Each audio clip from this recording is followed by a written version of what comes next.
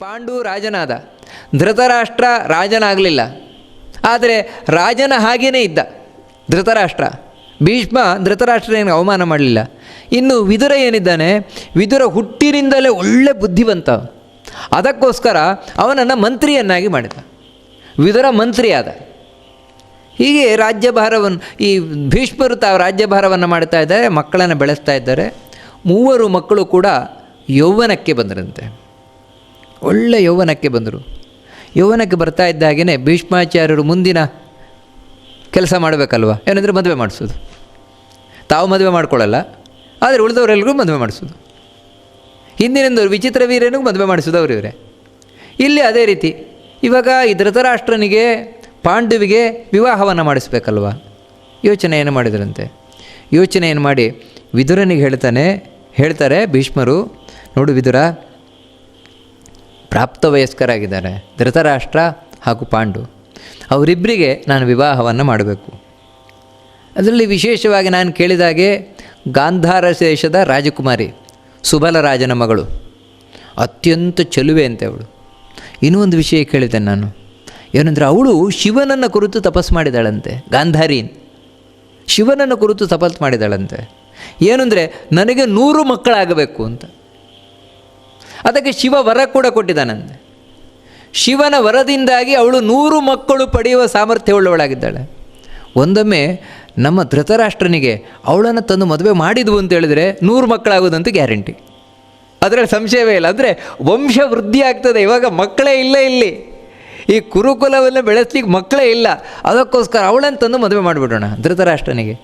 ಅದೇ ರೀತಿ ಮದ್ರದಾಸ ದೇಶದ ರಾಜಕುಮಾರಿ ಇದ್ದಾಳೆ ಒಬ್ಬಳು ಮಾದ್ರಿ, ಅವಳು ಅತ್ಯಂತ ಚೆಲುವೆ ಅಂತ ಹೇಳುವುದನ್ನು ಕೇಳಿದ್ದೇನೆ.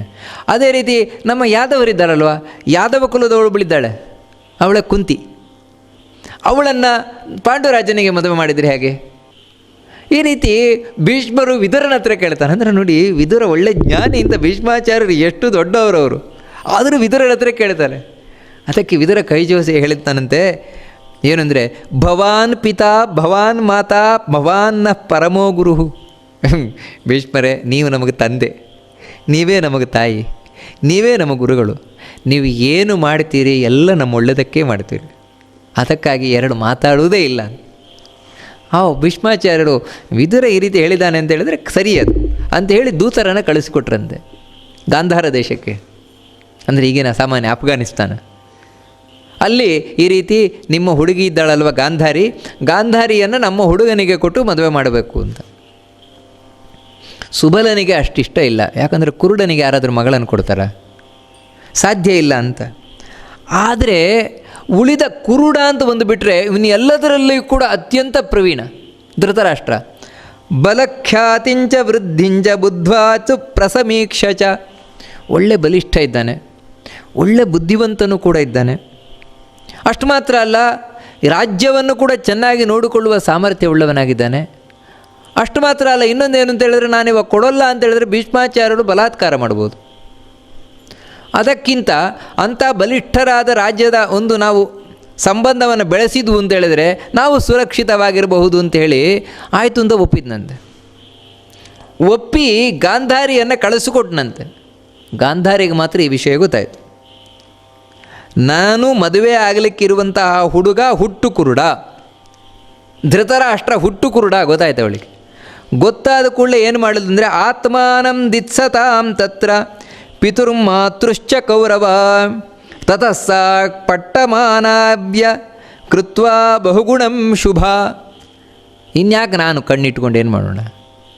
ನಾನು ಮದುವೆ ಆಗಲಿಕ್ಕಿರುವ ಗಂಡಿಗೆ ಕಣ್ಣಿಲ್ಲ ಅಂತ ಹೇಳಿದ್ಮೇಲೆ ನನಗೆ ಯಾಕೆ ಕಣ್ಣು ಬೇಕು ಅಂತ ಹೇಳಿ ಒಂದು ವಸ್ತ್ರ ತಗೊಂಬಂದ್ಲಂತೆ. ಒಂದು ಬಿಳಿಯ ವಸ್ತ್ರವನ್ನು ತಗೊಂಡು ಅದನ್ನು ಮಡಚಿದ್ಲಂತೆ.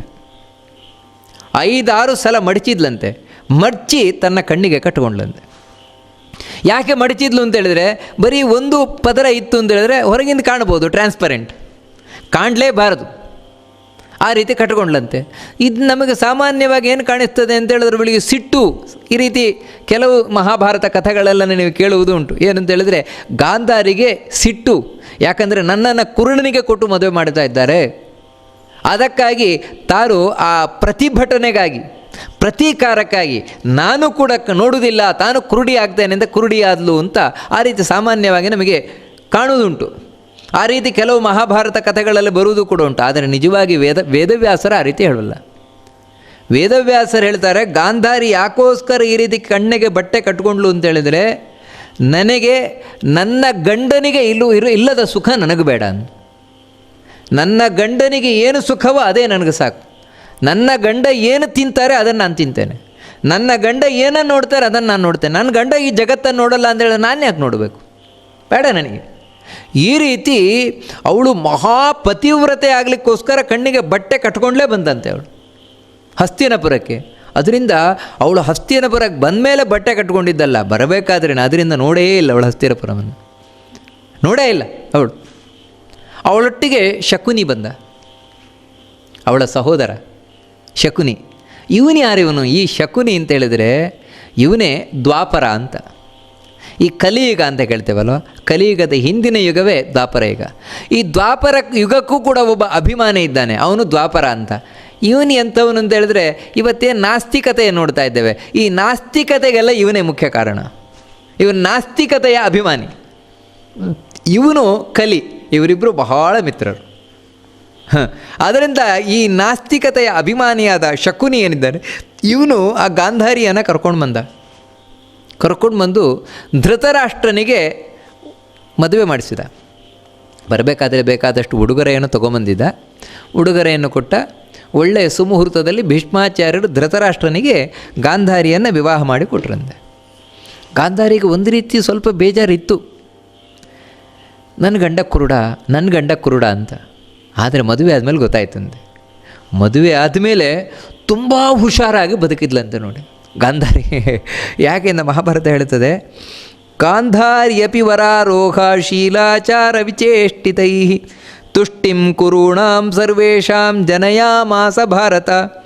ಗಾಂಧಾರಿ ಸ ಪತಿಂ ದೃಷ್ಟ್ವಾ ಪ್ರಜ್ಞಾ ಚಕ್ಷುಷಮೀಶ್ವರಂ. ನನ್ನ ಗಂಡನಿಗೆ ಹೊರಗಿನ ಕಣ್ಣು ಕಾಣದೇ ಇದ್ದರೂ ಕೂಡ ಒಳಗಿನ ಕಣ್ಣು ಬಹಳ ಸೂಕ್ಷ್ಮವಾಗಿದೆ ಅಂತ ಗೊತ್ತಾಯಿತು ಅವಳಿಗೆ.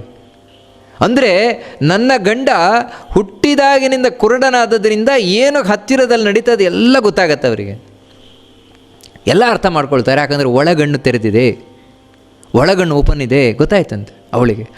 ಆಮೇಲಿಂದ ಗಾಂಧಾರಿ ಉಂಟಲ್ವ, ಅತಿಚಾರಾದ ಭೃಶಂಭೀತ, ಏನಾದರೂ ಒಂಚೂರು ಹೆಚ್ಚು ಕಮ್ಮಿ ಮಾಡಬೇಕಾದ್ರೆ ಹೆದರ್ಕೊಳ್ತಾ ಇದ್ಲಂತೆ. ನನ್ನ ಗಂಡನಿಗೆ ಗೊತ್ತಾಗ್ಬಿಡ್ತದೆ ಏನು, ನನ್ನ ಗಂಡಿಗೆ. ಯಾಕಂದರೆ ಈ ಧೃತರಾಷ್ಟ್ರ ಅಷ್ಟು ಸೂಕ್ಷ್ಮವಾಗಿದ್ದಾನೆ, ಅಷ್ಟು ಸೂಕ್ಷ್ಮವಾದ ವಿಷಯ ಗೊತ್ತಾಗುತ್ತೆ ಅಂತ. ಅಂದರೆ ಹೊರಗಿನ ಕುರುಡುತನ ಅಂತ ಹೇಳಿದುಕೊಳ್ಳೋ ಧೃತರಾಷ್ಟ್ರನ ಕುರುಡ ಅಂತ ತಿಳ್ಕೊಳ್ಬೇಡಿ, ಒಳಗಿನಿಂದ ಅಷ್ಟು ಸೂಕ್ಷ್ಮವಾದ ಜ್ಞಾನವುಳ್ಳವನಾಗಿದ್ದ ಅಂತ ಹೇಳ್ತಾರೆ. ಸಾ ದೃಷ್ಟಿ ವಿನಿವೃತ್ತಾಹಿ ಭರ್ತುತ್ಸು ಸಮತಾಮಯಾತ್. ಇವಳು ಕೂಡ ಕಣ್ಣಿಗೆ ಬಟ್ಟೆಯನ್ನು ಕಟ್ಟಿಕೊಂಡು ಗಂಡನ ಹಾಗೆ ತಾನು ಕೂಡ ಇರ್ತಾ ಗಂಡನಿಗೆ ಸಮರಾದ್ಲಂತೆ, ಅಂದರೆ ಸಹಧರ್ಮಿಣಿಯಾದ. ಅಷ್ಟು ಮಾತ್ರ ಅಲ್ಲ, ಇಡೀ ಕುರುಕುಲದಲ್ಲಿ ಎಲ್ರಿಗೂ ಬೇಕಾದವಳಾದ್ಲಂತೆ. ಯಾಕಂದರೆ ಅದಕ್ಕೆ ಹೇಳ್ತಾರೆ ಮಹಾಭಾರತದಲ್ಲಿ ಗಾಂಧಾರಿಯ ಪಾತ್ರ ಏನಿದೆ, ಗಾಂಧಾರಿಯ ಧರ್ಮಶೀಲತ. ನಿಜವಾಗ್ಲೂ ಒಬ್ಬಳು ಧಾರ್ಮಿಕಳಾದ ಪತ್ನಿ ಯಾಗಿರಬೇಕು ಅಂತ ಹೇಳಿದರೆ ಅದಕ್ಕೆ ಸಾಕ್ಷಿ ಗಾಂಧಾರಿ ಅಂತ. ಅಷ್ಟು ಒಳ್ಳೆಯವಳವಳು, ಯಾವತ್ತೂ ಧರ್ಮ ಮೀರಿ ಹೋಗಲಿಲ್ಲ. ಏನು ಮಾಡ್ತೀರಾ, ಆ ಮಕ್ಕಳು ಮಾತ್ರ ಅಧಾರ್ಮಿಕರಾದ್ರಷ್ಟೇ. ಅದು ಇವಳು ತಪ್ಪಲ್ಲ, ಅದು ಧೃತರಾಷ್ಟ್ರನ ತಪ್ಪು. ಮುಂದೆ ನಮಗೆ ಗೊತ್ತಾಗುತ್ತೆ. ಇವಳು ಯಾವತ್ತೂ ಕೂಡ ಮಕ್ಕಳಿಗೆ ಆ ರೀತಿ ಬಿಟ್ಟವಳಲ್ಲ. ಯಾಕಂದ್ರೆ ಅಂಥ ಧರ್ಮಶೀಲ ಅವಳು ಆ ಗಾಂಧಾರಿ. ಇಷ್ಟಕ್ಕೆ ಬಿಡಲಿಲ್ವಂದು ನೋಡಿ ಭೀಷ್ಮಾಚಾರ್ಯರು. ನಾವೇನು ತಿಳ್ಕೊಂಡಿದ್ದೇವೆ ಅಂದರೆ, ಸಾಮಾನ್ಯವಾಗಿ ಮಹಾಭಾರತದಲ್ಲಿ ಧೃತರಾಷ್ಟ್ರನಿಗೆ ಒಂದೇ ಹೆಂಡತಿ, ಅದೇ ಗಾಂಧಾರಿ. ಇನ್ಯಾರು ಕೊಡ್ತಾರೆ? ಆ ಕುರುಡನಿಗೆ ಇನ್ಯಾರು ಕೊಡ್ತಾರೆ ಅಂತ. ಗಾಂಧಾರಿಗೆ ಇನ್ನೂ 10 ತಂಗಿಯರಿದ್ರಂತೆ ನೋಡಿ. ಆ 10 ತಂಗಿಯರನ್ನು ಕೂಡ ಭೀಷ್ಮಾಚಾರ್ಯರು ಹೋಗಿ ಗಾಂಧಾರ ದೇಶದ ರಾಜ ಸುಬಲನ ಹತ್ರ ಮಾತಾಡಿ ಕರ್ಕೊಂಡು ಬಂದು ಮದುವೆ ಮಾಡಿಸಿದನಂತೆ ಗಾಂಧಾರಿನ, ಈ ಧೃತರಾಷ್ಟ್ರನಿಗೆ. ಈ ರೀತಿ ಧೃತರಾಷ್ಟ್ರನಿಗೆ ಗಾಂಧಾರಿ ಹಾಗೂ ಗಾಂಧಾರಿಯ 10 ತಂಗಿಯರು, ಇವರು ಇಷ್ಟು ಕೂಡ ಪತ್ನಿಯರಾದರು. ಅಷ್ಟು ಮಾತ್ರ ಅಲ್ಲಿ ಸಾಕಾಗಲಿಲ್ವಂತೆ. ಆಮೇಲೆ ಇದೇ ಭೀಷ್ಮಾಚಾರ್ಯರೇ ಎಲ್ಲೆಲ್ಲಿ ಸ್ವಯಂವರ ನಡೀತದೆ ಅಲ್ಲೆಲ್ಲ ಹೋಗೋದು, ಅಲ್ಲಿ ಹೋಗಿ ಗೆಲ್ಲೋದು, ಸ್ವಯಂವರದಿಂದ ಹುಡುಗಿ ಕರ್ಕೊಂಬರೋದು, ಧೃತರಾಷ್ಟ್ರನಿಗೆ ಮದುವೆ ಮಾಡಿಸೋದು. ಈ ರೀತಿ ಇಷ್ಟಲ್ಲದೆ 100 ಹೆಣ್ಣು ಮಕ್ಕಳನ್ನು ಮದುವೆ ಮಾಡಿಸಿದಾರಂತೆ. 111 ಪತ್ನಿಯರು ಈ ಕುರುಡ ರಾಜನಿಗೆ. ಐ ಧೃತರಾಷ್ಟ್ರನಿಗೆ ನಾವು ನಂಬ್ತಿಲ್ಲ, ನಮಗೆ ಅಯ್ಯೋ ಒಂದು ಸಿಗೋದೇ ಕಷ್ಟ ಅಂತ ಹೇಳ್ತೇವೆ. ಆ ಧೃತರಾಷ್ಟ್ರನಿಗೆ ಒಂದು ಸಿಗೋದು ಕಷ್ಟ ಅಂತ. ಒಂದಲ್ಲ 110 ಪತ್ನಿಯರಿದ್ರು ಅವನಿಗೆ, ಆ ಧೃತರಾಷ್ಟ್ರನಿಗೆ ಅಂತ ಹೇಳ್ತಾರೆ. ಇನ್ನು ಎರಡನೆಯವನು ಪಾಂಡು. ಆ ಪಾಂಡುರಾಜನಿಗೆ ಕುಂತಿಯನ್ನು ಕೊಟ್ಟು ಮದುವೆ ಮಾಡಿಸ್ತಾರೆ.